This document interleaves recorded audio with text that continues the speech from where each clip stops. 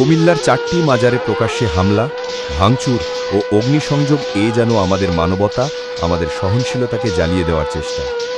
রাজবাড়িতে নুরাল পাগলার লাশ কবর থেকে তুলে পুড়িয়ে দেওয়া হয়েছে। এ ঘটনা শুধু নুরাল পাগলার নয়, সমগ্র জাতির বিবেককে কাঁপিয়ে দিয়েছে। ফ্যাসিস্ট ইউনূস সরকারের দমনপীড়নের এই সময় মাজারের দরবারে, কবরের ভেতর, এমনকি মানুষের ঘরেও কেউ আর নিরাপদ নয়।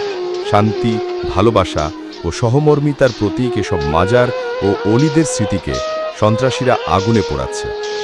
বাংলাদেশে আওয়ামী লীগ বলছে, এটি শুধু কয়েকটি মাজার নয়, এটি আমাদের সংস্কৃতি, ইতিহাস ও সহনশীলতার উপর হামলা। বিচারহীনতার সংস্কৃতিতে যদি আমরা চুপ থাকি, কাল হয়তো আরও বড় অন্যায় আমাদের ঘরে ঘরে পৌঁছে যাবে। এখন সময় অন্যায়ের বিরুদ্ধে দাঁড়ানো। আসুন আমরা সবাই মিলে ঘৃণ্য সন্ত্রাসকে প্রতিরোধ করি। শান্তি, ন্যায় বিচার ও মানবিকতার বাংলাদেশ গড়ে তুলি। জয় বাংলা, জয় বঙ্গবন্ধু।